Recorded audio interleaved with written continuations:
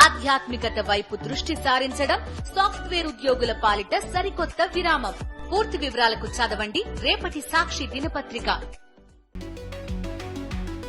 ఇవాళ గుంటూరులో వైఎస్ జగన్ పర్యటన. నందిగం సురేష్ సాంబిరెడ్లను పరామర్శించనున్న వైఎస్ఆర్సీపీ అధినేత.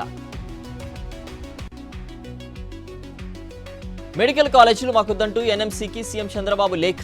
పులివెందులకు కేటాయించిన సీట్లు వెనక్కి తీసుకోవాల్సిన ఒత్తిడి. ఏ ఇంట్లో చూసినా అంతా బురద, పాడైన వస్తువులే. బుడమేరు ముంపు ప్రాంతాల ప్రజల తీవ్ర ఇబ్బందులు. వైఫల్యంతో జంకు, బోట్లపై బుంకు. వరద నియంత్రణ సహాయ చర్యల్లో చేతులెత్తేసిన సీఎం. నిర్వాహకుల్ని కప్పిపుచ్చేందుకే తెరపైకి బోటు రాజకీయం. కోటి మహిళా వర్సిటీకి చాకలి ఐలమ్మ పేరు. 39వ వర్ధంతి సభలో సీఎం రేవంత్ రెడ్డి వెల్లడి. న్యూమోనియాతో బాధపడుతున్న సిపిఎం ప్రధాన కార్యదర్శి సీతారాం ఏచూరి ఆరోగ్యం విషమంగా ఉందని పార్టీ వర్గాల వెల్లడి. పల్నాడు జిల్లా పెదకూరపాడులో టీడీపీ గుండాల దాదాగిరి. వైఎస్ఆర్సీపీ కార్యకర్తలపై దాడి, వాహనాల ధ్వంసం. మాజీ ఎమ్మెల్యే నంబూరి శంకర్రావుపై దాడికి యత్నం. అల్లూరు జిల్లా అరకులోయ తుఫాన్ ప్రాంతాల్లో ఎమ్మెల్యే పర్యటన. బాధితులకు నిత్యావసర సరుకుల్ని పంపిణీ చేసిన మత్స్యలింగం. అనంతపురం జిల్లా జలాలపురంలో టీడీపీ నేతల ఇసుక అక్రమ రవాణా. ఇసుక రీచ్ను సీజ్ చేసిన పోలీసులు, రెవెన్యూ అధికారులు.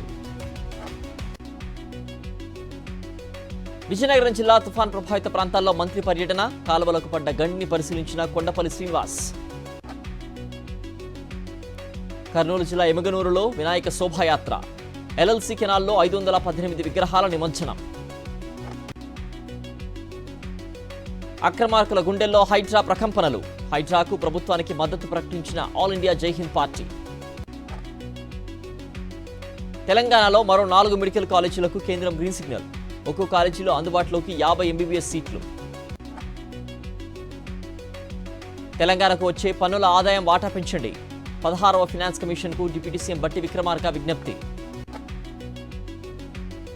పార్టీ ఫిరాయింపులపై హైకోర్టు తీర్పును స్వాగతిస్తున్నాం. తెలంగాణలో మంత్రులు వసూళ్లు, కరప్షన్ కోసమే పనిచేస్తున్నారన్న మహేశ్వర్ రెడ్డి. స్పీకర్ గురించి మాట్లాడే అర్హత బీఆర్ఎస్ కు లేదు. గతంలో పీఎస్సీ చైర్మన్ ఎవరయ్యారో అందరికీ తెలుసన్న మంత్రి శ్రీధర్ బాబు.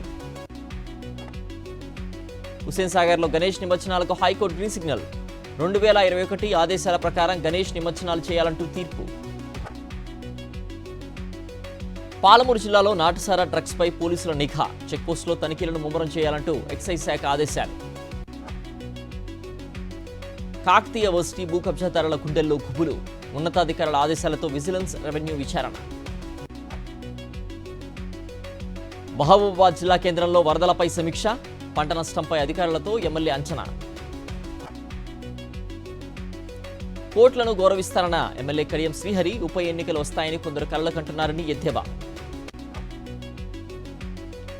వరంగల్ జిల్లాలో ఘనంగా గణపతి నవరాత్రి ఉత్సవాలు. వర్ధన్నపేట ఇల్లందులో 1001 ప్రమిదలతో దీపారాధన.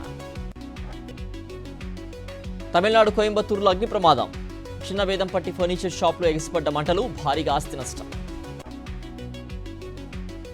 ఢిల్లీ చేనూరులో మహిళపై అత్యాచార యత్నం. కేసును సుమోటోగా విచారణకు స్వీకరించిన ఎన్హెచ్ఆర్సీ.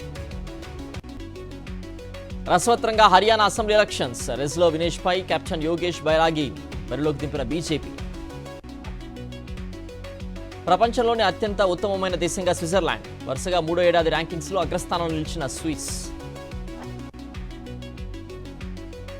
భారత ఫుట్బాలర్ అన్వర్ అలీపై చర్యలు. ఏఏఎఫ్ఎఫ్ నిబంధనలు ఉల్లంఘించడంతో 4 నెలల నిషేధం. రాజ్ తరుణ్ లావణ్య కేసులో మరో ట్విస్ట్. తన బంగారం చోరీ జరిగిందని నాసింగ్ పిఎస్ లో ఫిర్యాదు చేసిన లావణ్య.